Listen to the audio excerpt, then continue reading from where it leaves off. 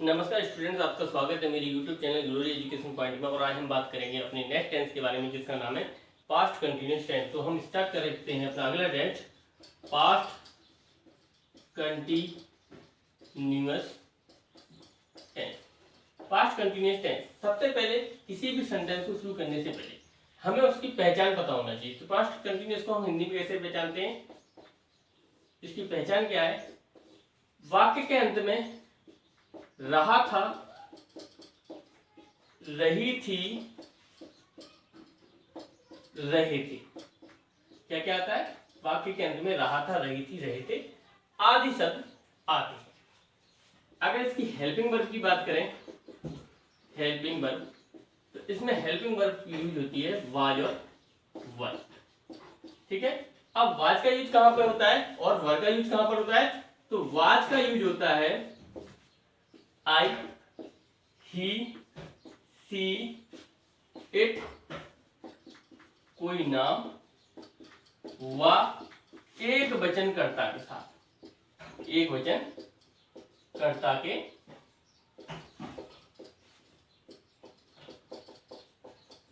एक वचन कर्ता के साथ। तो वाज का प्रयोग किसके साथ होता है? आई, ही, सी, इट, कोई नाम व एक वचन कर्ता के साथ। वर का प्रयोग कहां होता है? वर का यूज होता है वी, यू, दे व बहुवचन, बहुवचन कर्ता के, बहुवचन कर्ता के साथ। ठीक है। तो वाज का प्रयोग कहां हो रहा है? ही, से, इट, कोई नाम तथा कोई एक वचन कर्ता और आई के साथ। और वर्ब का प्रयोग कहां हो रहा है? वी, यू, दे व बहुवचन कर्ता के साथ। वर्ब की फर्स्ट फॉर्म में, वर्ब की फर्स्ट फॉर्म में आईएनजी जोड़ते हैं। ठीक है। तो वर्ब की फर्स्ट फॉर्म में क्या जोड़ते हैं? आईएनजी जोड़ते हैं।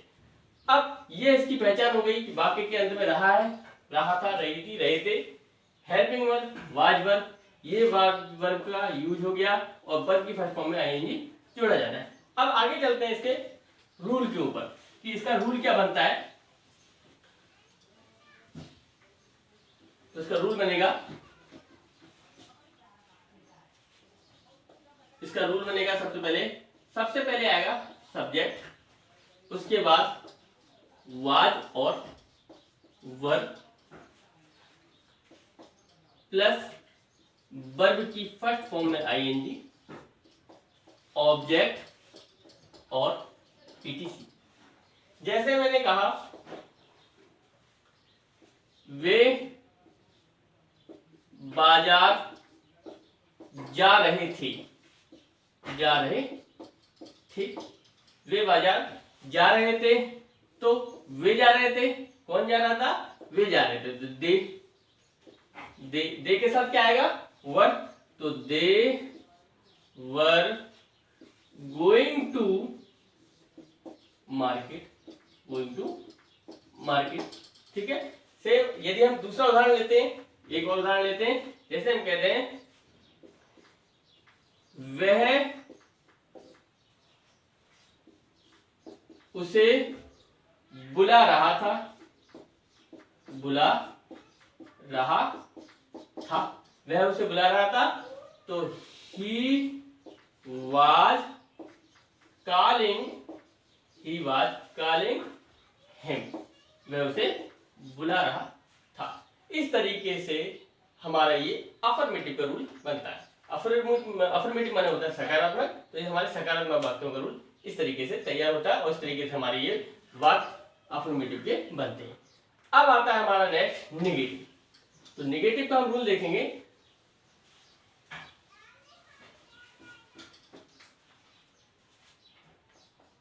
नेगेटिव, नेगेटिव में तो एक लाइन में लिखते हैं नॉट का प्रयोग, नॉट का प्रयोग सहायक क्रिया के बाद, सहायक क्रिया के बाद तथा मुख्य क्रिया के पहले, मुख्य क्रिया के पहले होता है। ठीक है, तो नॉट का प्रयोग कहाँ होता है? सहायक क्रिया के बाद और मुख्य क्रिया के पहले। तो इसका रूल क्या बनेगा? सबसे पहले सब्जेक्ट, फिर वाज वर्ब, फिर आएगा हमारा वाज और verb plus not plus verb की फर्स्ट फॉर्म में आईएनजी, ऑब्जेक्ट और एक्सेट्रा वर्ड। वह महेश को नहीं डांट रहा था, नहीं डांट रहा था। वह महेश को नहीं डांट रहा था, तो ही was not scolding, he was not scolding Mahesh, he was not scolding Mahesh, तो वह महेश को नहीं डांट रहा था।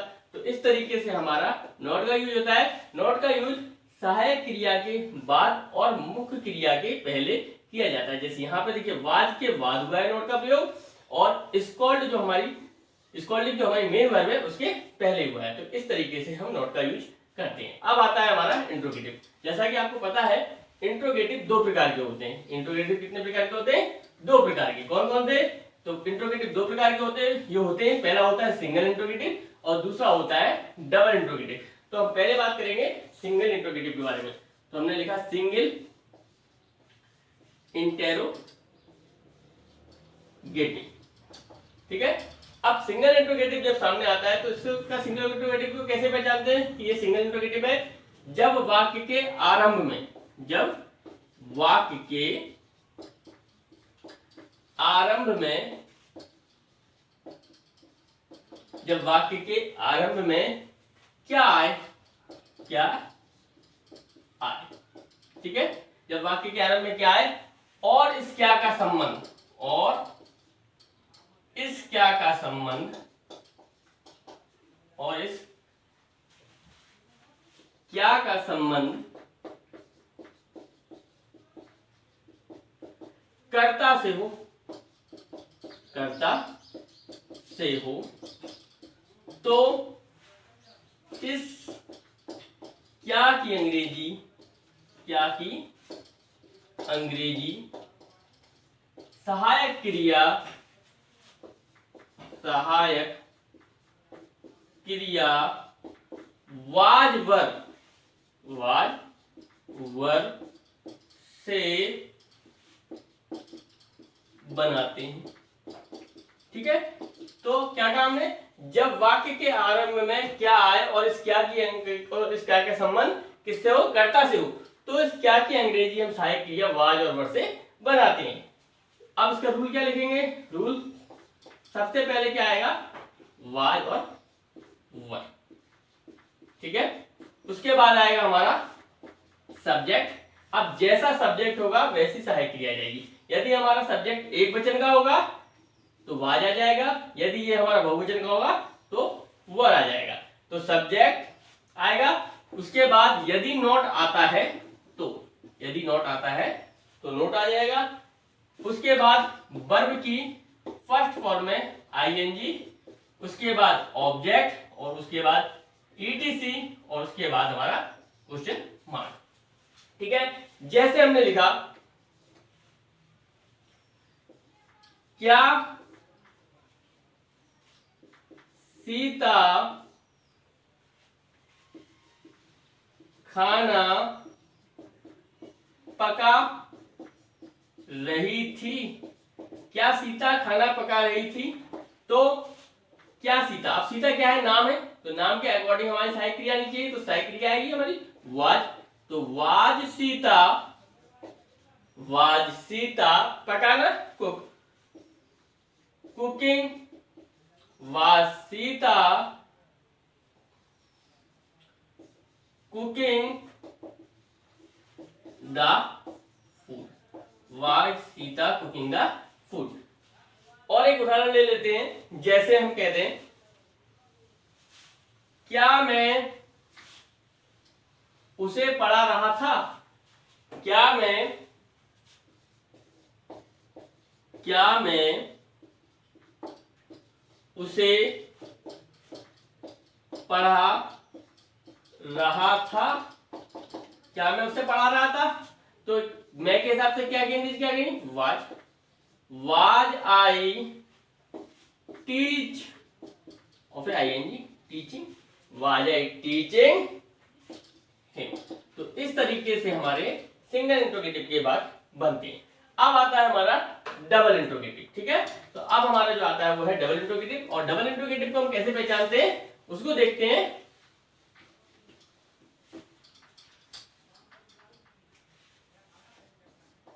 Double interrogative.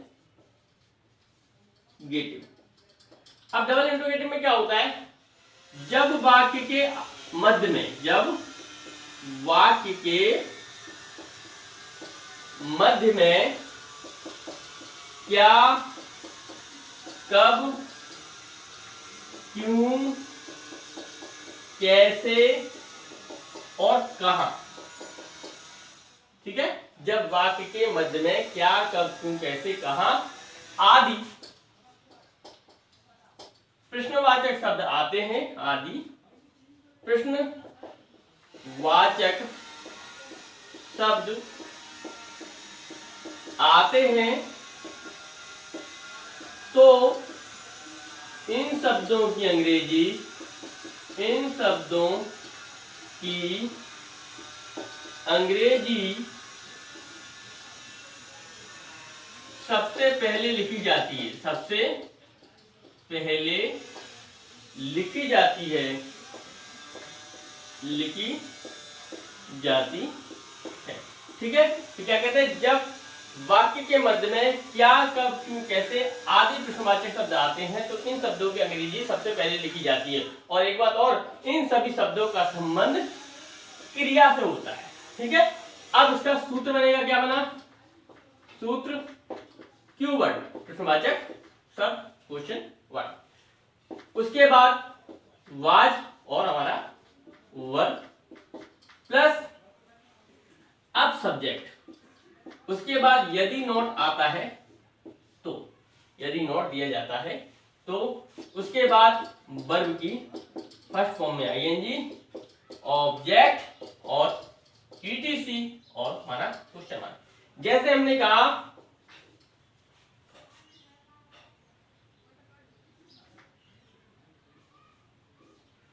हम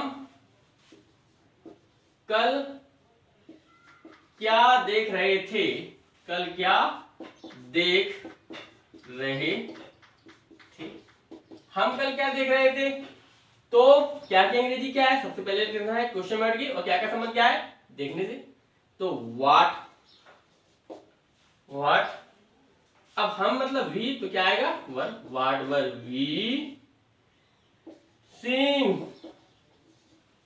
अब कब देख रहे थे, कल को, तो कल को क्या कहते हैं, बीते हुए कल को, यस्टरडे। तो क्या क्या बना वाक्य, तो what were we seeing yesterday. एक एग्जांपल और देख लेते हैं हम। जैसे हमने कहा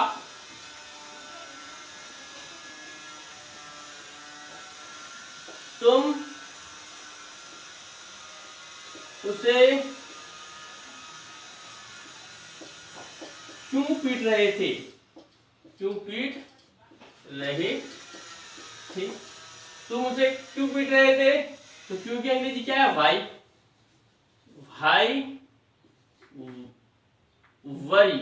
वाई वर यू,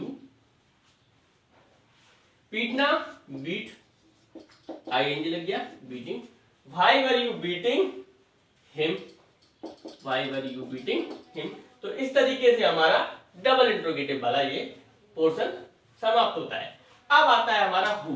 तो जैसा कि हु के बारे में हमने पिछले वीडियो में भी बताया है और फिर आपको एक बार रिवाइज करा देते हैं कि हु हमेशा एक वचन का कर्ता होता है और हु का प्रयोग ऐसे होता है जैसे ही, सी, इट का प्रयोग किया जाता है।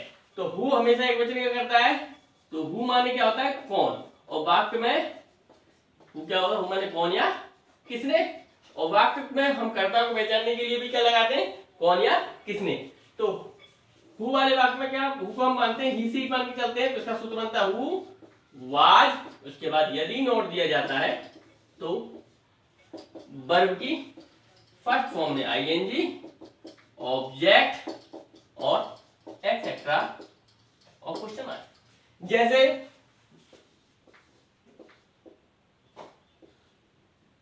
तुम्हें कौन जान रहा था, जान रहा था, तुम्हें कौन जान रहा था मतलब तुम्हें कौन पहचान रहा था, तो who was knowing you, who was knowing you. जैसे हम कहते हैं